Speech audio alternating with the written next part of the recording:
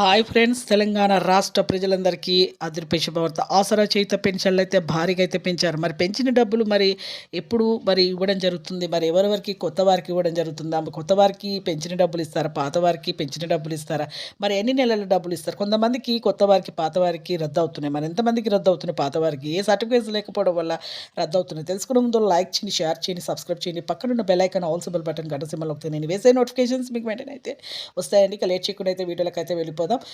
వృద్ధులకి పాతవారికి, వృద్ధులకి, వితంతువులకి, ఒంటరి మహిళ 4,000, వికలాంగులకి 6,000, వికలాంగులకు సదరం సర్టిఫికేట్ లేకపోవడం వల్ల వీళ్ళకు 40 లక్షల మందికి రద్దవుతున్నాయండి. పాతవారికి కూడా ప్రతి ఒక్కరైతే, అలాగే వితంతులు కూడా వాళ్ళ భర్త డెత్ సర్టిఫికేట్ కూడా చూపించాలి, వాళ్ళకు కూడా రద్దవుతున్నాయి. ఇక ఏప్రిల్ 1 నుంచి అయితే మీకైతే ఈ పాత వారికి అయితే ఈ 2 నెలల డబ్బులు కూడా ఫిబ్రవరి, మార్చి డబ్బులు కూడా రావడం జరుగుతుంది.